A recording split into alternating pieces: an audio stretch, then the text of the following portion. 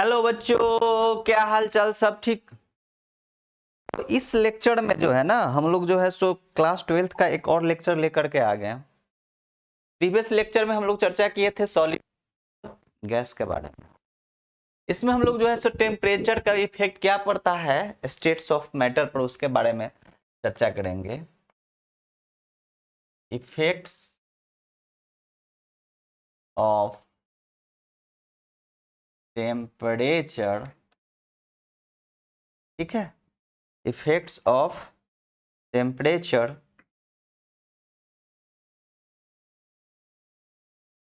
देखो बच्चों, क्या होता है सॉलिड। सॉलिड को जब हम हीट करते हैं, इसको हम हीट करते हैं तो यह क्या बनता है, लिक्विड। जब लिक्विड को हीट करते हैं ये बन जाता है गैस। कोई दिक्कत यहां तक नहीं है। चलो अब देखो, सॉलिड से लिक्विड में जाने का जो प्रोसेस है, ठीक है, सॉलिड से लिक्विड में जाने का जो प्रोसेस है,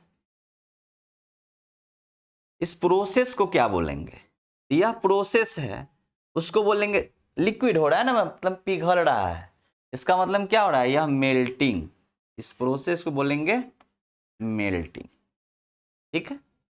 और लिक्विड से जो गैस में जाने का प्रोसेस है उसको क्या बोलेंगे। तो यह लिक्विड को गर्म करते हैं तो वाष्प बनता है, मतलब वेपर, इसको बोलते हैं वेपोराइजेशन।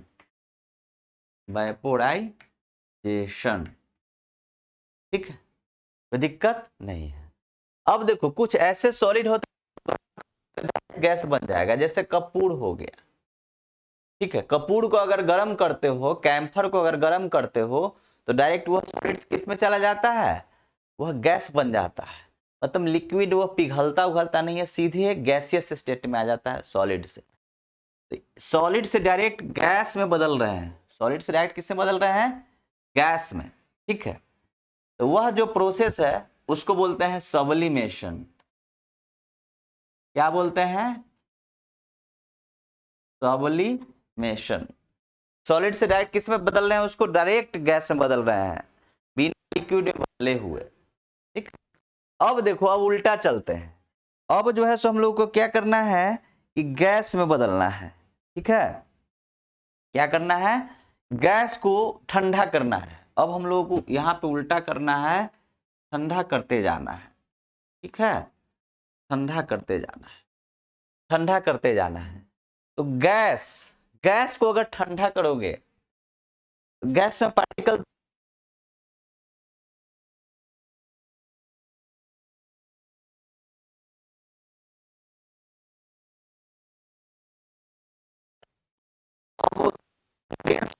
ठंडा हो रहा है, इसको बोलते हैं गैस से लिक्विड में जाने का जो प्रोसेस है उसको बोलते हैं कंडेंस होना, मतलब कंडेंसेशन।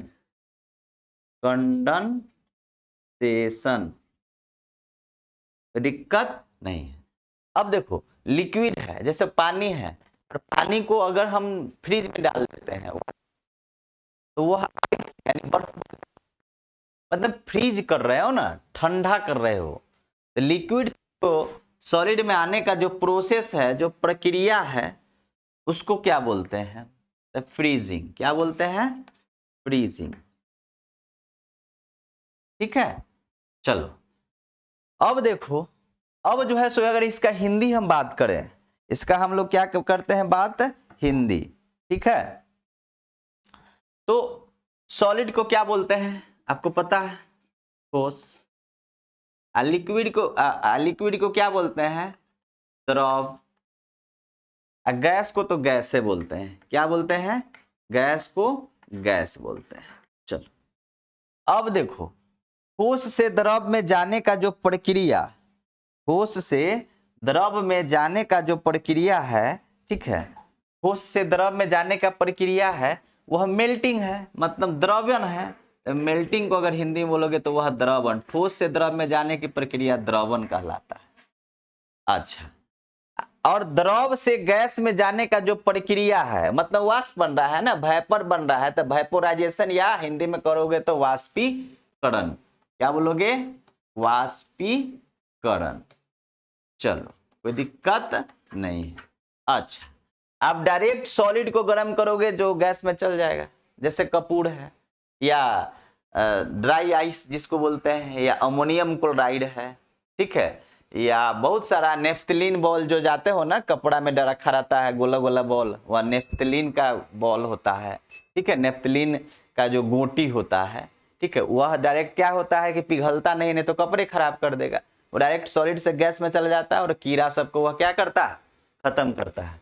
तो सॉलिड से डायरेक्ट गैस में बदल रहे हैं, ठीक है ना, ठोस से डायरेक्ट गैस में बदल रहे हैं, तो उसको क्या बोलेंगे? उस प्रक्रिया को उसको बोलते हैं सब्लिमेशन, या हिंदी में बोलेंगे तो उदर्भपातन, ठीक है। अच्छा, अब ठंडा कर रहे हैं तो गैस को द्रव में बदलना है, तो गैस को देखते हो ना, गैस को क्या करना है? ठंडा करना है, ठीक है। जैसे वाष्प को ठंडा करते हैं तो इसको गैस और द्रव में बदलने की जो प्रक्रिया है उसको बोलते हैं संघनन, संघनन, ठीक है।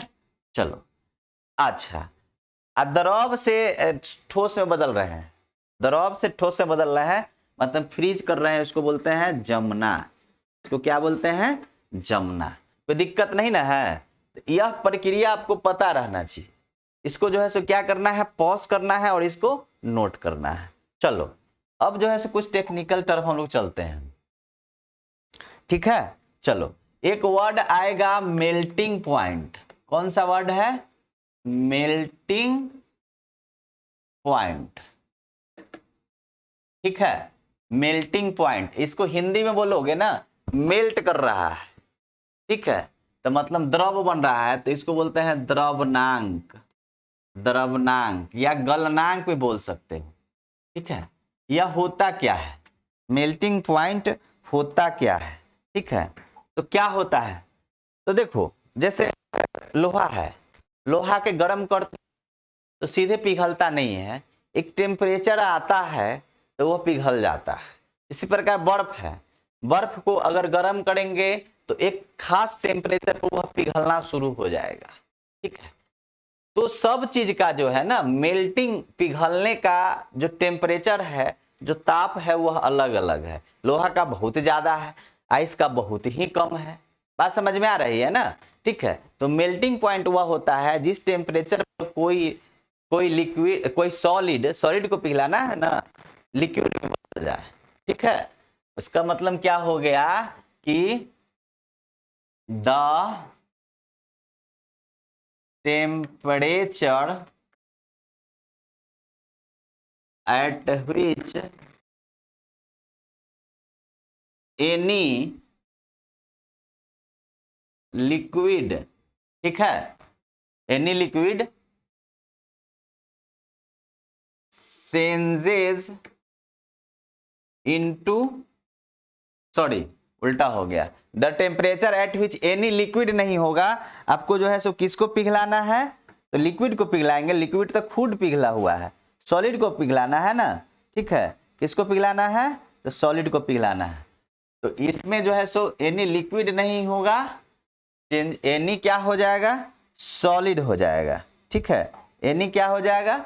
सॉलिड हो जाएगा। एनी सॉलिड, कोई ठोस, चेंजेज इनटू कथी में? तो लिक्विड में, चेंजेज इनटू लिक्विड, ठीक है, इज कॉल्ड, उसको क्या बोलेंगे?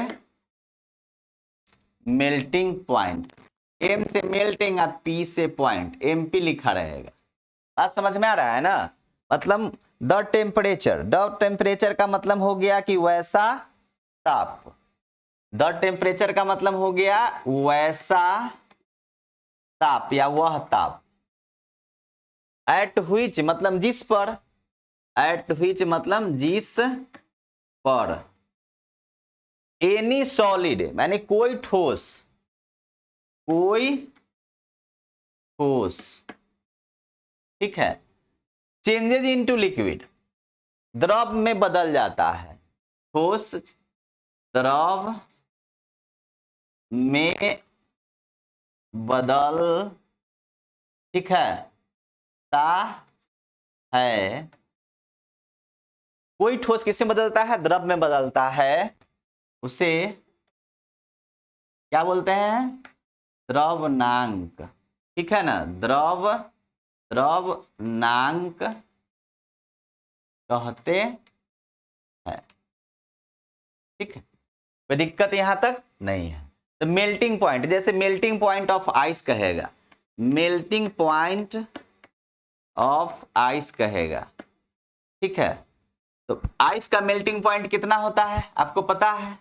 0 डिग्री सेल्सियस। यानी कि आइस जो है ना 0 डिग्री सेल्सियस पर क्या होता है? मेल्ट कर जाता है, ठीक है। आइस जो है सो 0 डिग्री सेल्सियस पर क्या होता है? मेल्ट कर जाता है।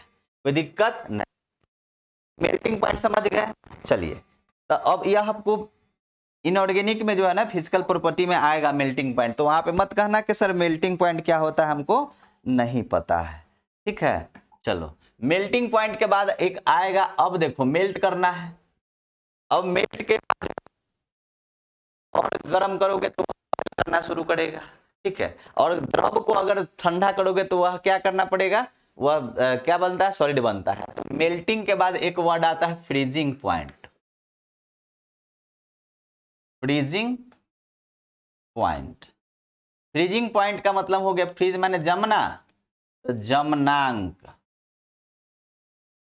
अब देखो यह क्या हो जाएगा कि वह टेम्परेचर जिस पर कोई, ठीक है, यही ना होगा इसका उल्टा, द टेम्परेचर एट विच, जिस पर एनी लिक्विड, ठीक है, कोई लिक्विड, एनी लिक्विड क्या हो जाएगा? Changes into, the temperature at which any liquid changes into solid is called freezing point.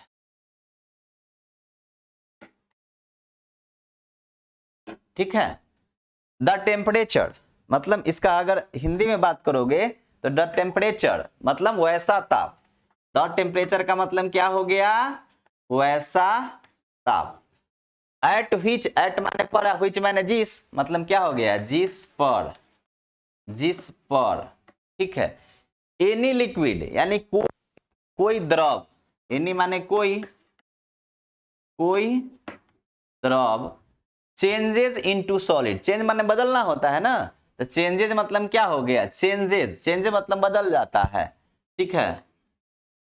द्रव कोई जिस ताप पर कोई द्रव चेंजेस इनटू सॉलिड मतलब ठोस में बदल जाता है, ठोस में बदलता है, ठीक है, इज कॉल्ड फ्रीजिंग पॉइंट, उसे जमनांक कहते हैं। तो उसका क्या कहलेंगे? जमनांक कहते। इसका मतलब क्या हो गया? वह ताप जिस पर, एग्जाम्पल के तौर पर लेते हैं, देखो फ्रीजिंग, एफ से फ्रीजिंग और पी से पॉइंट, यह वर्ड ही करेंगे। ऑफ, ऑफ माने का वाटर, इसका मतलब क्या हो गया? वाटर यानी कि पानी का जमनांक, यह ना हो गया ऑफ। कितना होता है? तो यह होता है 0 डिग्री सेल्सियस। क्या होता है? 0 डिग्री सेल्सियस। यानी पानी जो है ना, वाटर जो है 0 डिग्री सेल्सियस पर ही क्या होता है? वह जो है सो जम जाता है, ठीक है। वाटर का जमनांक क्या हो गया? 0 डिग्री सेल्सियस। चलो, तो दिक्कत, फ्रीजिंग पॉइंट समझ गए। इसके बाद जो है सो आगे हम लोग चलते हैं और समझते हैं, ठीक है। अब जो है ना आपका जो है सो एक और वर्ड आएगा, क्या? तो बॉइलिंग पॉइंट, ठीक है। तीसरा वर्ड आएगा ये वो boiling point, BOILING, boiling point. Hindi में बात करोगे तो इसको बोलते हैं क्वथनांक। क्या बोलते हैं? क्वथनांक, ठीक है। अब देखो बॉइलिंग पॉइंट क्या होता है। देखो जैसे मान लो यहाँ पे जो है, यह जो है सो लिक्विड वाटर रखा हुआ है, ठीक है। अब इसको गर्म करोगे, गर्म करोगे ना, जब इसको गर्म करोगे तो इसमें से वेपर बनेगा। क्या बनेगा? इसमें से वेपर बनेगा, इसमें से वेपर बनना शुरू होगा, इसमें से वेपर बनना शुरू होगा, ठीक है। तो जो वेपर बनेगा, ठीक है ना, गर्म करते हैं डायरेक्ट जो है सो यह क्या होता है, उबलना शुरू नहीं करता है, धीरे वाष्प बनना शुरू होता है। तो वेपर जो है, जो वेपर बनता है तो वो अपना एक प्रेशर बनाएगा ऊपर की तरफ, तो उसको बोलते हैं वेपर प्रेशर। क्या बोलते हैं? वेपर प्रेशर, ठीक है। हिंदी में बोलेंगे वाष्प दाब, कोई दिक्कत नहीं है। अच्छा, अब प्रत्येक चीज के ऊपर बाहर से एक्सटर्नल प्रेशर या इन्वायरमेंटल प्रेशर लगता है, ठीक है। तो ऊपर से कौन चीज लग रहा है? एक्सटर्नल प्रेशर, ठीक है। एक्सटर्नल का मतलब क्या हो गया? बाहरी दाब। बात समझ में आ रहा है ना?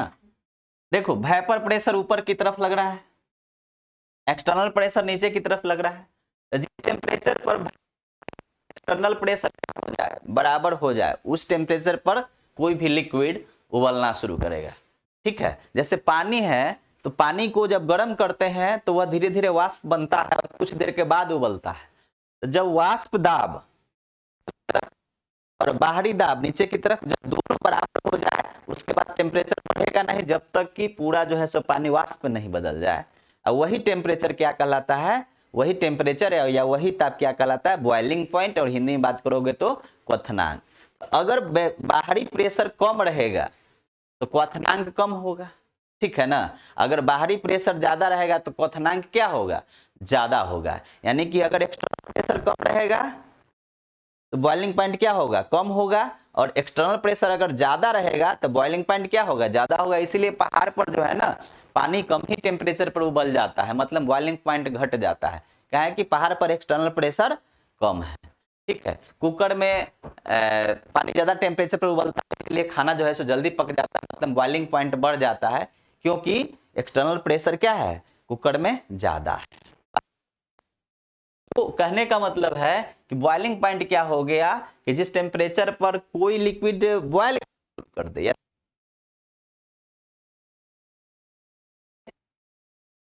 लिक्विड एक्सटर्नल प्रेशर के क्या हो जाए? बराबर हो जाए। बात समझ में आ रहा है ना? तो क्या बोलोगे कि द टेम्परेचर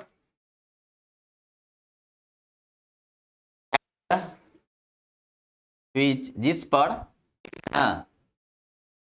क्या वेपर, भी से वेप और पी से pressure, vapour pressure of liquid, ठीक है, बिकम्स इक्वल टू किसके? Equal to external pressure is called boiling. B से बॉइलिंग और पी से पॉइंट, हम लोग बीपी वर्ड यूज करेंगे, बॉइलिंग पॉइंट। यानी कि क्या हो जाएगा कि वैसा द टेम्परेचर, मतलब वैसा ताप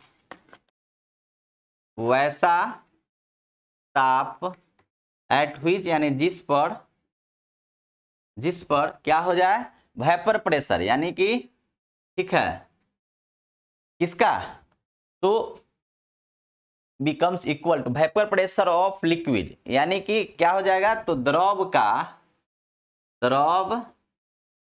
का वाष्प दाब, ठीक है, becomes equal to external pressure, ठीक है ना। बाहरी दाब के बराबर हो जाए, वाष्प दाब बाहरी दाब के बराबर हो जाए, वाष्प दाब बाहरी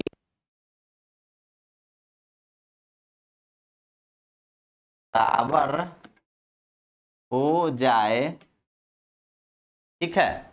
उसे क्या बोलेंगे? उसे बॉइलिंग पॉइंट या क्वथनांक कहते हैं। बात समझ में आ रहा है? चाहे एक शब्द में बोलोगे जिस टेम्परेचर पर कोई लिक्विड बॉयल शुरू कर दे, जैसे normal boiling point of water, सब चीज अगर ठीक ठाक है, कंडीशन अगर ठीक है, 1 atm का प्रेशर लग रहा है एक्सटर्नल, तो 100 डिग्री सेल्सियस पर जो है सो क्या होगा कि द्रव जो है सो लिक्विड जो है सो क्या करना शुरू कर देगा, यह बॉयल करना शुरू कर देगा। ठीक है, यह बॉयल करना शुरू कर देगा। बात समझ में आ रही है? चलो, कोई दिक्कत यहां तक नहीं, तो याद रखना है। ठीक है, बॉइलिंग पॉइंट, फ्रीजिंग पॉइंट और मेल्टिंग पॉइंट, यह तीनों वर्ड आपको बराबर आएगा। चलो, अब जो है सो हम लोग चलते हैं केमिकल क्लासिफिकेशन ऑफ मैटर में। हम लोग एलिमेंट के बारे में देखे थे, इसके बारे में देखे थे, एलिमेंट के बारे में। ठीक है, तो एलिमेंट क्या होता है? ठीक है, चलो एलिमेंट के बारे में हम लोग देखे थे। ठीक है, तो केमिकल क्लासिफिकेशन ऑफ मैटर में हम लोग जो है सो हम लोग एलिमेंट के बारे में देखे। एलिमेंट क्या होता है? एलिमेंट का थोड़ा सा हम लोग चर्चा करते हैं, आप लोग पढ़े भी होंगे। एलिमेंट का मतलब होता है तत्व। ठीक है, तो एलिमेंट क्या होता है? जो एक ही प्रकार के पार्टिकल से बना हो। ठीक है ना, से बना हो। ठीक है, एनी प्योर सबस्टांस, शुद्ध पदार्थ है। ठीक है,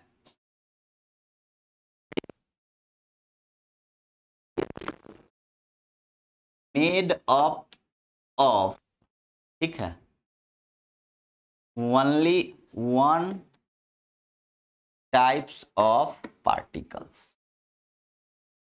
बात समझ में आ रहा है? ठीक है, और यह पार्टिकल्स आपका क्या हो सकता है? तो दो हो सकता है, या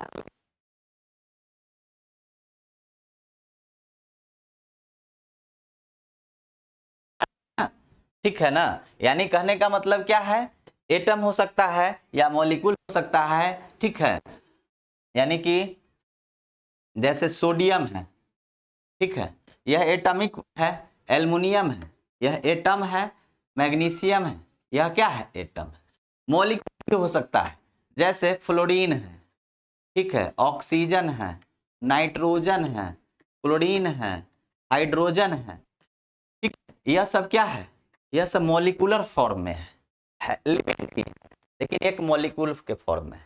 ठीक है ना, दो एक साथ है, बात पता है ना, दो एक साथ रहता है तो मॉलिक्यूल होता है।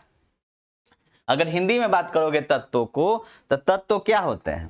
ठीक है, तत्व क्या होते हैं? एनी प्योर सब्सटेंस, कोई शुद्ध पदार्थ, ठीक है ना, which is made up of only one type of particle, जो एक ही प्रकार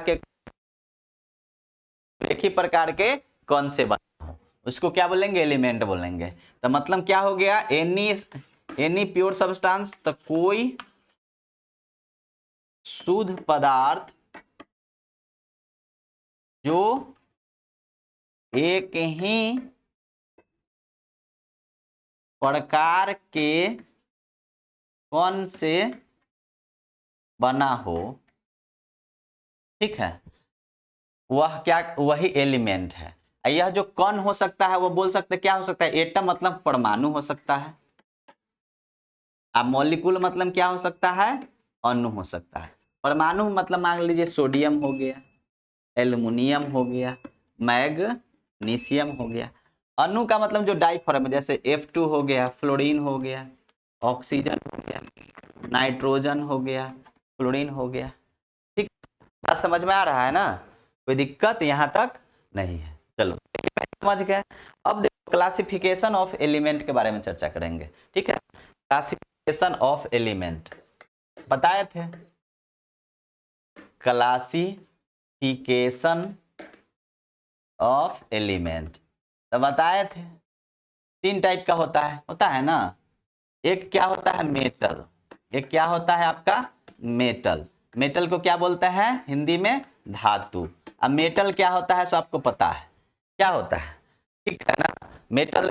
मेटल और एक नॉन मेटल और एक मेटलॉइड। ठीक है, तो क्या होता है? तो मेटल जो है सो चमकीला होता है, लसरस होता है, ठीक है ना।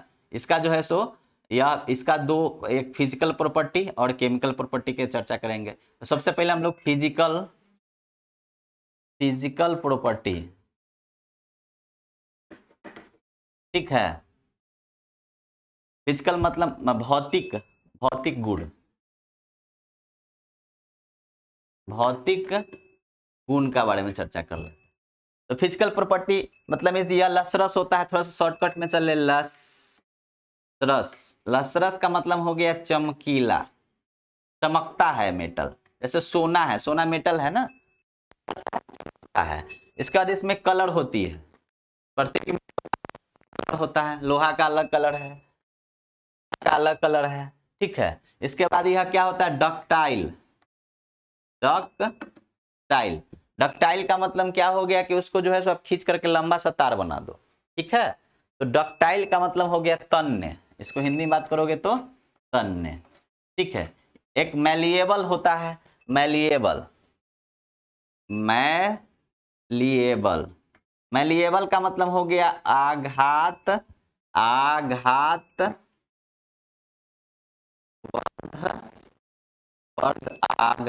वर्धनीय, करके लंबा सा चादर बना सकते हो। ये सब इसका फिजिकली सॉलिड होता है, हार्ड एंड सॉलिड, ठीक है। यह जनरली क्या होता है, कठोर, हार्ड मतलब क्या होता है, कठोर, और कठोर ठोस होता है, ठीक है ना। अब ये कुछ एक्सेप्शन है, जैसे इसका एक्सेप्शन है, हार्ड का जो एक्सेप्शन है, जैसे मान लो सोडियम पोटेशियम, ठीक है, सोडियम और पोटेशियम ये एक्चुअली सॉफ्ट होता है, इसको जो है सो तुम क्या कर सकते हो, चाकू से काट सकते हो, ठीक है। अब एक मेटल है Hg एक्चुअली क्या होता है, तो द्रव होता है, लिक्विड होता है, ठीक है। तो यह सब तुम्हारा हो गया फिजिकल का, कोई दिक्कत नहीं है, इसको जो है सो क्या कर लो, इसको जो है सो नोट डाउन। चलिए अब जो है सो हम लोग जो है सो केमिकल प्रॉपर्टी में चलते हैं। Chemical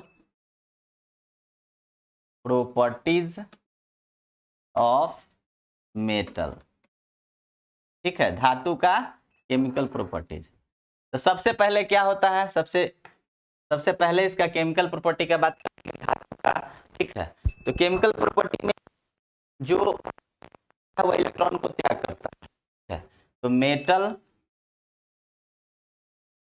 can lose of electron to form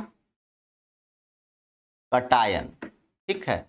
इसका मतलब क्या हो गया कि मेटल जो है ना, इलेक्ट्रॉन को त्याग करके कटायन यानी कि क्या बना सकता है, कटायन होता है धनायन, ठीक है। यानी कि धातु इलेक्ट्रॉन त्याग कर धनायन बनाता है, कोई दिक्कत नहीं है, चलो यहाँ तक कोई परेशानी नहीं है, ठीक है। जैसे एग्जाम्पल के तौर पर ले लो, सोडियम एक धातु है, एक इलेक्ट्रॉन त्यागा तो इस पर क्या प्लस चार्ज होगा, एगो प्लस चार्ज, ठीक है ना, इस पर एगो प्लस चार्ज हो जाएगा। अब देखो सोडियम में प्रोटॉन का एगो था, 11 गो, एटॉमिक नंबर 11 होता है, आपको पता है ना, Z बराबर P बराबर E। Z क्या है, एटॉमिक नंबर, P क्या है, प्रोटॉन, E क्या है, इलेक्ट्रॉन। तो यहाँ पे सोडियम में प्रोटॉन 11 था, इलेक्ट्रॉन भी 11। आपको पता है एटम, प्रोटॉन और इलेक्ट्रॉन क्या होते हैं, बराबर होते हैं, इसीलिए एटम न्यूट्रल होते हैं। एगो दिया, ठीक है, एगो इलेक्ट्रॉन त्याग दिया, तो इस पर जो है सो कौन सा चार्ज आ जाएगा, इस पर आप देखो प्रोटॉन कितना बचा, 11 बचा, इलेक्ट्रॉन की कितना बचा, 10 बचा, कहे कि एगो तो छोड़ दिया है। अब देखो 10 गो इलेक्ट्रॉन और प्रोटॉन कितने हैं, 11 गो, मतलब 10 इलेक्ट्रॉन 10 को प्रोटॉन को खत्म कर देगा, एगो प्रोटॉन बच जाएगा, वह प्लस चार्ज के रूप में यहाँ पे दिख रहा है। बात समझ में आ रही है ना। तो यह मेटल क्या करता है, इलेक्ट्रॉन को लूज करता है। दूसरा जो है सो इसमें क्या होता है कि metal oxide metal oxide basic होता है, बेसिक इन नेचर, ठीक है ना। मेटल ऑक्साइड मतलब धातु के ऑक्साइड जो है ना, वह क्या होता है, बेसिक होता है। बेसिक का मतलब हो गया क्षारीय, क्षारीय होता है, ठीक है। जैसे वाटर के साथ रिएक्शन करेगा तो यह जो है सो बेस बनाएगा, इसका हम लोग चर्चा करेंगे इनऑर्गेनिक केमिस्ट्री में, ठीक है। तो यह हो गया मेटल का केमिकल प्रॉपर्टीज। अब नॉन मेटल के बारे में चर्चा करते हैं। नॉन मेटल के बारे में किसके बारे में चर्चा करेंगे, तो नॉन मेटल के बारे में, ठीक है ना। नॉन मेटल, नॉन मेटल मतलब हो गया अधातु, ठीक है। देखो इसका जो है सो इसका तुम अगर फिजिकल प्रॉपर्टी के बारे में चर्चा करोगे, फिजिकल प्रॉपर्टीज, फिजिकल का मतलब क्या होता है, भौतिक, प्रॉपर्टीज का मतलब क्या होता है, गुण, ठीक है। तो देखो इसका अगर फिजिकल प्रॉपर्टी के बारे में चर्चा करोगे ना, भौतिक गुण के बारे में चर्चा करोगे, तो सबसे पहले जो है सो नॉन मेटल डल होता है, मतलब वह जो है सो चमकीला नहीं होता है, चमकहीन होता है, ठीक है। तो डल मतलब चमकहीन होता है, ठीक है। इसके बाद जो है ना, यह मेटल के तुलना में मुलायम होता है, बात समझ में आ रहा है ना, ठीक है। इसके बाद जो है सो यह डक्टाइल और क्या कहते हैं क्या कहते हैं उसको, मेलिएबल नहीं होता है, यह ब्रिटल होता है, मतलब ब्रिटल, ठीक है। ब्रिटल के बारे में, ब्रिटल का मतलब होता है, ठीक है, BRI,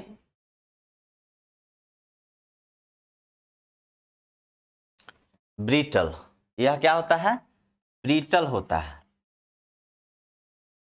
ब्रिटल का मतलब, अगर ब्रिटल का मतलब हो गया कि क्षणभंगुर, जिसको मारोगे तो वह चूर चूर हो जाएगा। जैसे कोयला है, कोयला एक नॉन मेटल है, उसको मारोगे तो वह उसका नहीं बनता है, उसका लंबा तार नहीं बनता है, वह सीधे क्या होता है, भुरभुरा जाता है, ठीक है।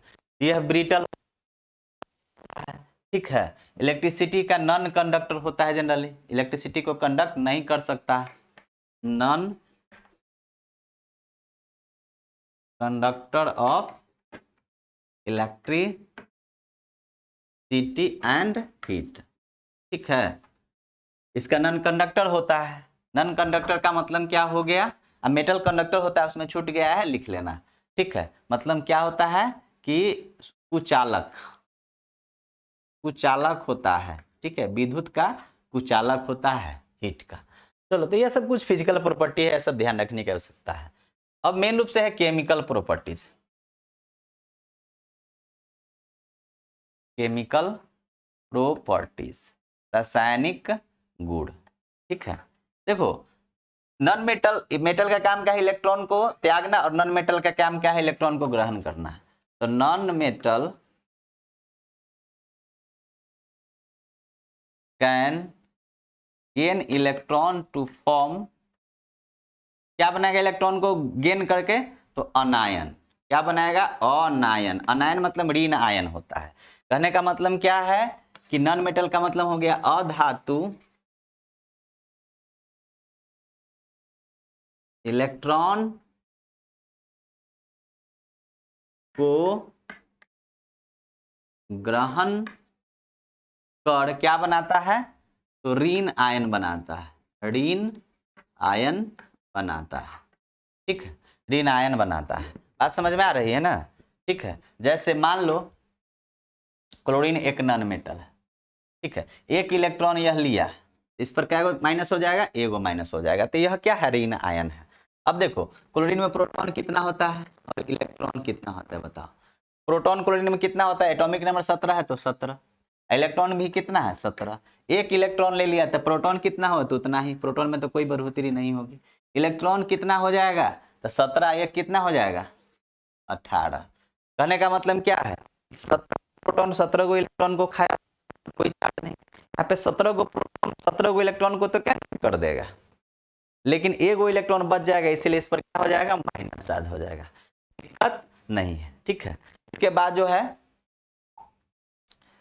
चलो इसके बाद जो है सो मेटल ऑक्साइड जो होता है ना, वो base, non metal oxide generally acidic होता है या न्यूट्रल होता है।